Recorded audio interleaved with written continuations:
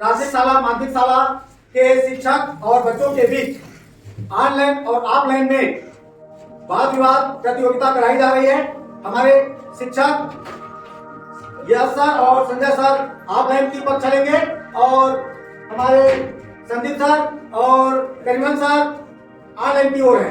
दाएं तरफ ऑनलाइन के बच्चे हैं और बाएं तरफ ऑफलाइन के बच्चे हैं। अब देखते हैं इन दोनों में किसकी विजेता होता है। तो एक बार सभी बच्चे सब लोग के लिए जोरदार ताली।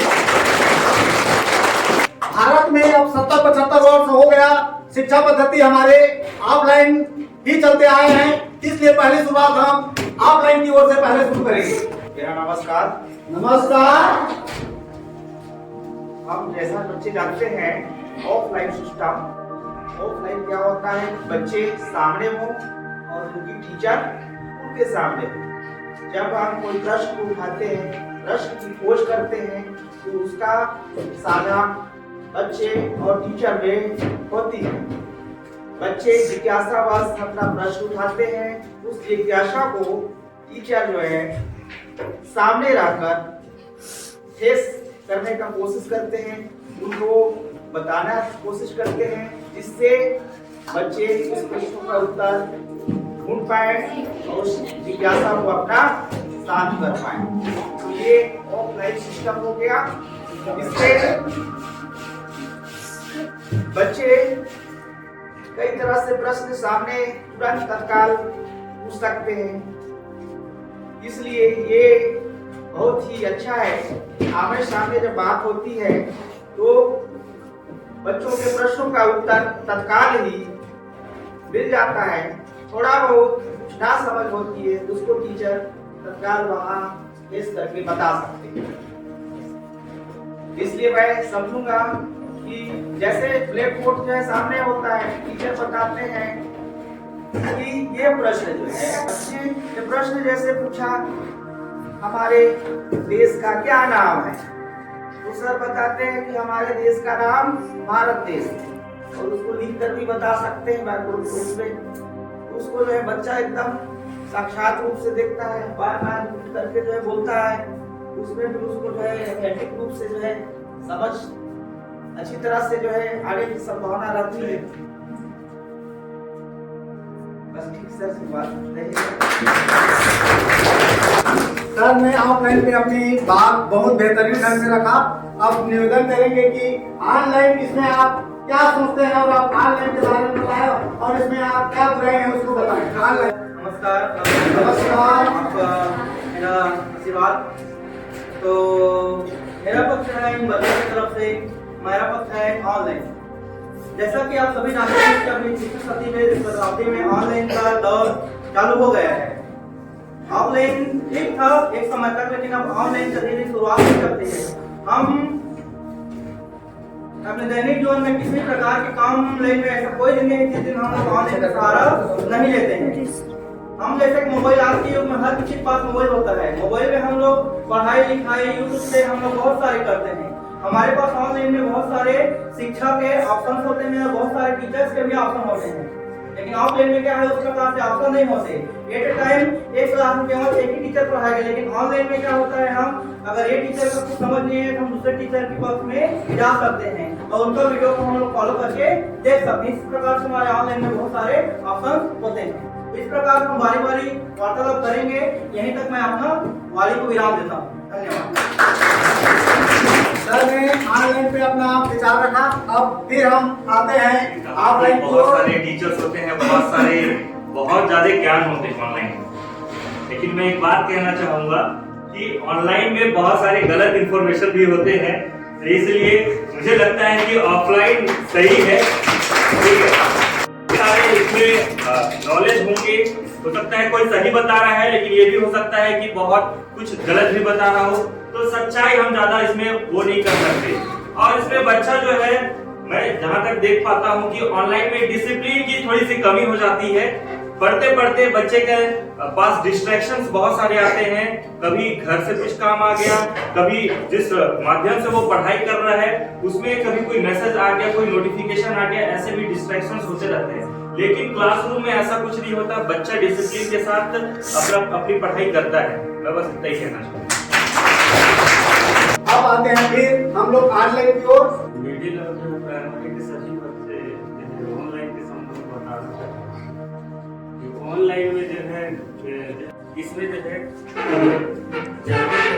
यूट्यूब से जो है सर्च करके जो है किसी भी जो है पढ़ाई को जो है जल्दी जो है पकड़ लेते हैं।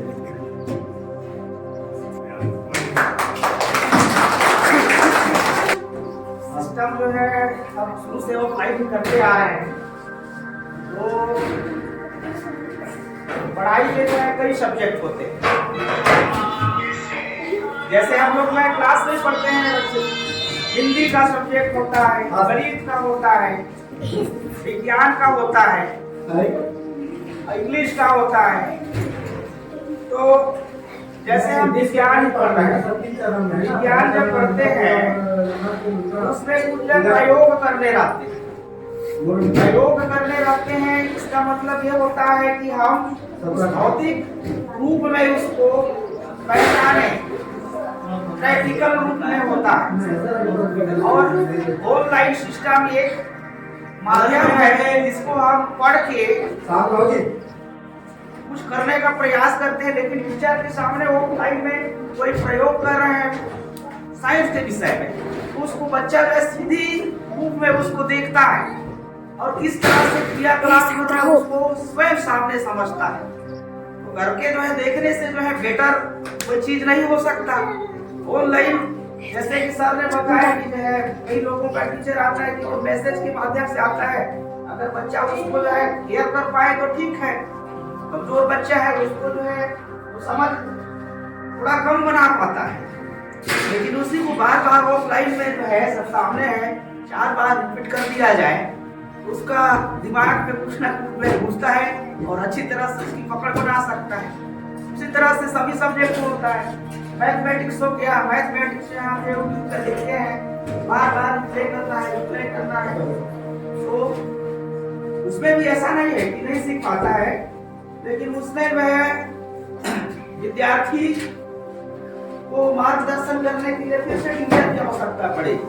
जबकि ऑफलाइन सिस्टम के सामने ही उसका टीचर बनता है, सर कहता है जो है क्या होगा बेटा, क्या होगा सर, उसको सर में तुरंत करता है।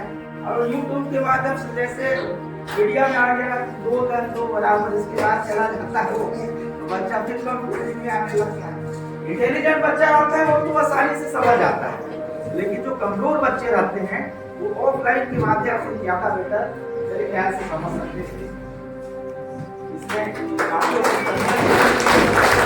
ये बात बोली कि ऑनलाइन में डिस्ट्रैक्शन होते हैं करके, लेकिन फायदे की बात यह है कि ऑफलाइन में सब बच्चे एक साथ आकर पढ़ते हैं, शोर शराबा बहुत होता है, ठीक है, जिससे सर की बातों को सभी बच्चे एकदम क्लियर नहीं कर पाते। सामने बच्चे बैठे हैं वही क्लियर बात को सुन पाते हैं, लेकिन ऑनलाइन में क्या है, बच्चा शांति के साथ कमरे में बैठा है, गुरु जी एक क्लास में पढ़ा रहा है तो उसको उनकी हर एक बातों को, छोटी छोटी बातों को ध्यान से सुनता है।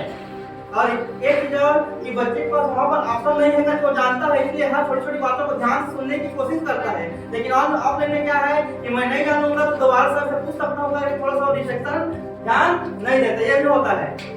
तो ये मेरी मत था, बाकी अब सर बोलेंगे।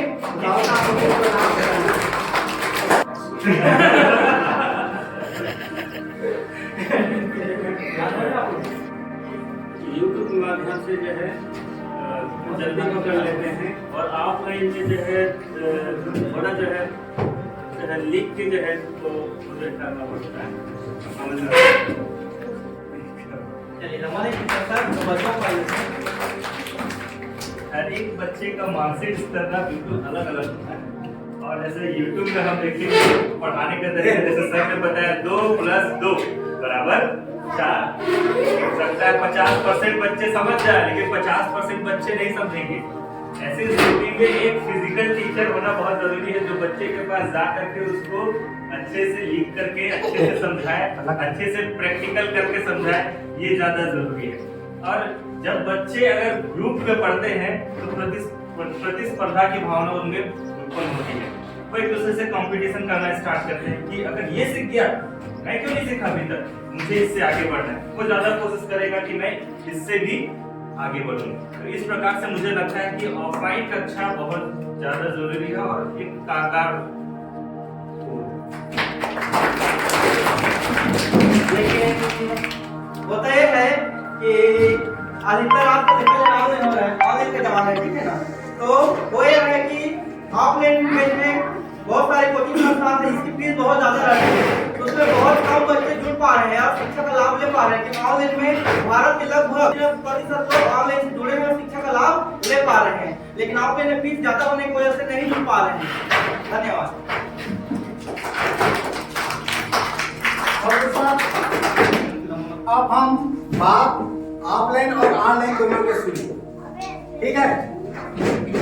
इसमें ऑनलाइन और ऑफलाइन में कुछ बातें मैं भी रख लेता हूँ, उसके बाद निर्णय की ओर जाएंगे। तो जैसे कि सर ने और ऑफलाइन और ऑनलाइन दोनों सर ने अपनी अपनी बातों को रखा। ऑफलाइन की जो विशेषता है, ये ग्रामीण अंचल से लेकर शहरी अंचल तक ऑफलाइन का फायदा ले सकते हैं, लेकिन ऑनलाइन एकदम दुरुस्त है वहीं पे, और एकदम पिछड़ा वर्ग जहां है वहां तक अभी हमारी ऑनलाइन व्यवस्था नहीं पहुंची। दूसरी चीज ऑफलाइन की, केवल इसमें एक शिक्षक की भूमिका एक कच्चे मिट्टी को एक अच्छा इंसान बनाने में ही फोकस रहता है, और उसी प्रकार ऑनलाइन में वो शिक्षा के साथ साथ जिस कम उम्र में जिस चीज को नहीं जानना चाहिए उसको भी वो जान जाता है। ये इसकी दुष्परिणाम है। शिक्षा तो है, लेकिन जिस चीजों को उसको 18 साल में जानना चाहिए वह ऑनलाइन के जमाने में वो 10 साल 11 साल में ही उस चीजों को जान जा रहा है, और वह बहुत जल्दी उसका शिक्षा पर, मानसिक सोच पर, उसकी विचार पर गलत रास्ते की ओर उस बच्चा को ले जा रहा है। और तीसरी फायदा है ऑफलाइन की, इसमें एक भाईचारा होता है। हर वर्ग के, हर समुदाय के कमजोर से लेकर होशियार बच्चा का एक तालमेल बनता है, और जो समझ नहीं है वो हम एक दूसरे से सीख के, समझ के, देख के उस चीज को, अपने अच्छाई को अनुकरण कर सकते हैं। लेकिन ऑनलाइन में ऐसा नहीं। ऑनलाइन वो अपने सीमित तक है, उसने ऑनलाइन ध्यान दिया और उसमें हमको जितना समझ आया, जितनी हमें समझ बनी उतना को हम ग्रहण करते हैं। माध्यम उसमें अनेक प्रकार का है, उसमें कंफ्यूजन की स्थिति ज्यादा है, क्योंकि ऑनलाइन टीचर अनेक प्रकार के टीचर है। गणिती को बता रहे हैं, कोई उसको दूसरे माध्यम से बता दिए, कोई दूसरे माध्यम से बता दिए, कोई दूसरे पद्धति से बता दिए, इसलिए वो कंफ्यूज हो जाता है। लेकिन ऑफलाइन में जो टीचर ने बोल दिया, जो टीचर ने बता दिया, वही उसके मन मस्तिष्क में हमेशा वो बना रहता है। तो हमने ऑफलाइन और ऑनलाइन में आज बहुत डिस्कस किए। तो अब आप लोग को हम राय पूछना चाहते हैं सभी से कि अभी की स्थिति में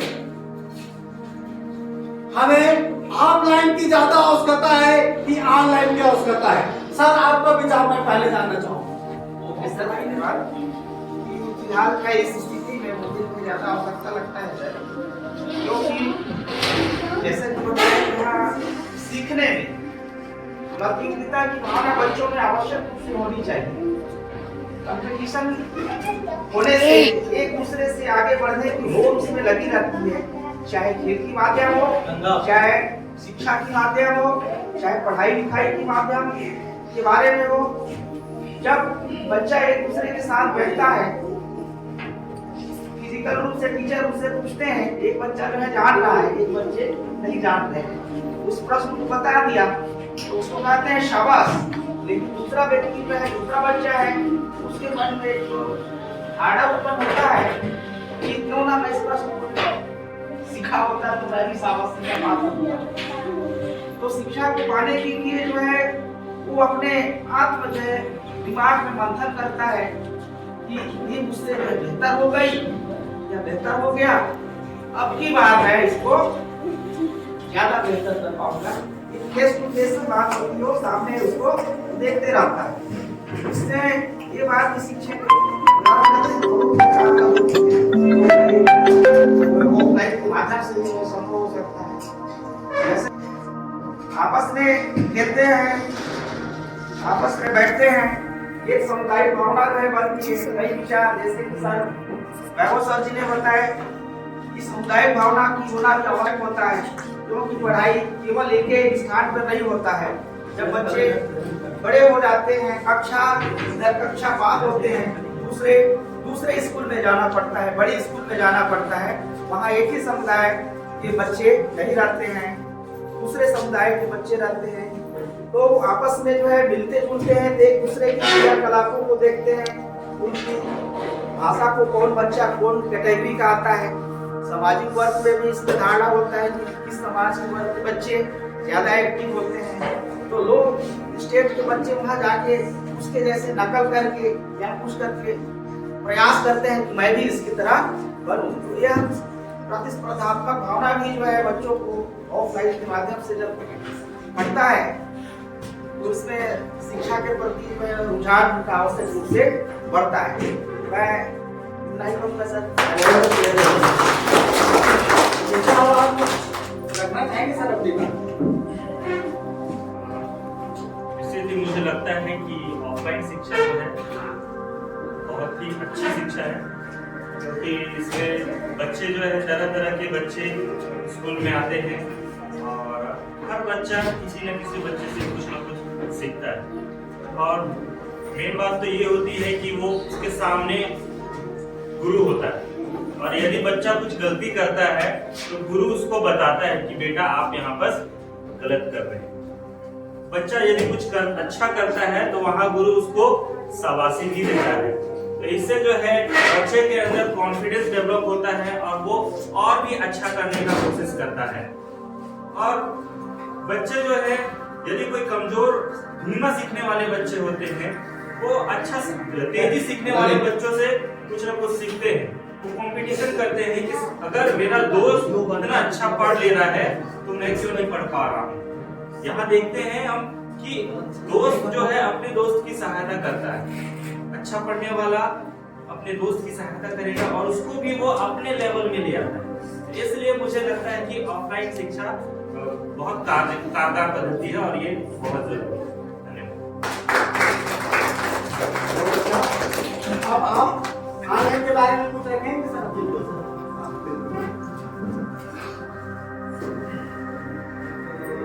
जैसा कि आप सभी ने सुना कि दोनों सर ने अपने अपने विचार और यहाँ पर व्यक्त किए।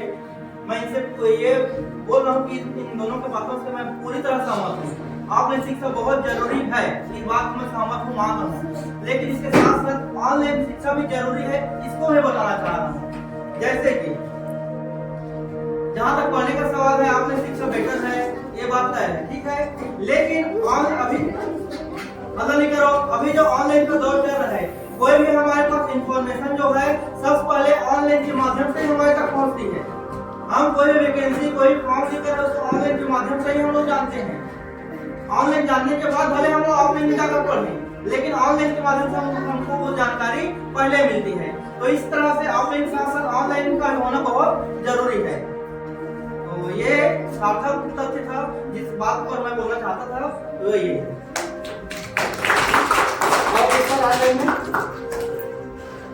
यार सर जैसे जो है अभी मैं टेक्नोलॉजी के बारे में ये बहुत ही अच्छा चीज पढ़ा है।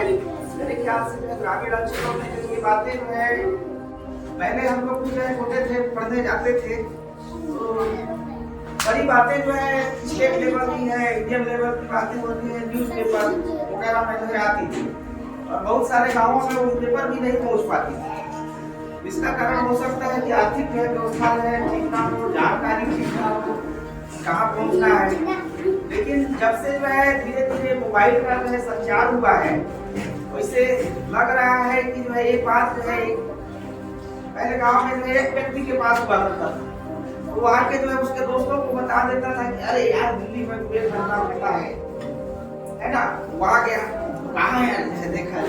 अब उस चीज को पहुँचने के लिए पेपर में पाता था, लेकिन पेपर भी गाँव में नहीं पहुँच पाता था, उसके लिए जाना पड़ता था खाना समझ में आ रहे हो आप? ये तो मेरे लिए मैं न्यूज़पेपर लेके आना है ना, उसमें वैकेंसी वाला ले आना, रोजगार वाला ले आना, लाते थे जाना आना, तब तक मैं काफी देर होता था।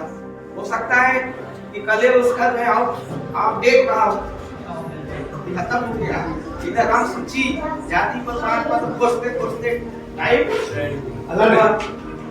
तो इसके लिए ऑनलाइन जब आया तो पूरा दिन गया, तो समझ में आ जाता है कि अब है 2 दिन है, क्यों ना इसको जो है जल्दी से कर लिया जाए।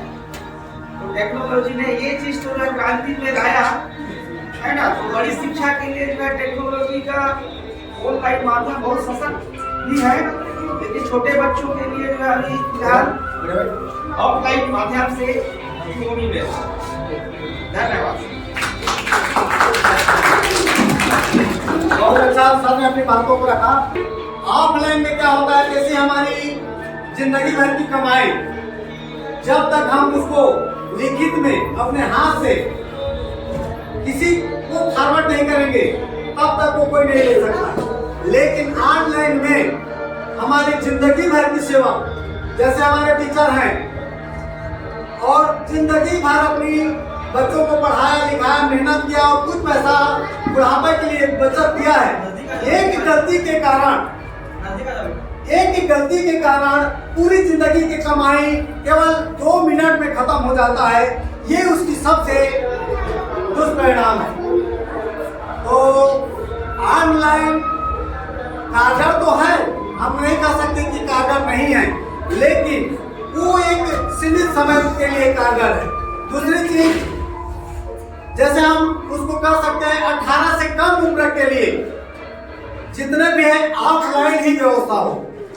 18 से जो बाहर हो जाते हैं, 19-20 साल के होते हैं, तो उसमें डिवाइड करना चाहिए कि 18 से कम उम्र के बच्चों के लिए ऑनलाइन इतना था कि उसमें कुछ चीजों को बताया जाए, समझाया जाए, दिखाया जाए और उस बात को उसमें संशोधन करने की जरूरत है। और ऑनलाइन में 18 से ऊपर वालों के लिए क्या एक व्यवस्था हो, उसमें थोड़ा अलग होना चाहिए। मैं ये कहना चाहूंगा कि ऑनलाइन में कुछ चीजें अभी भी हमको सुधार की आवश्यकता है।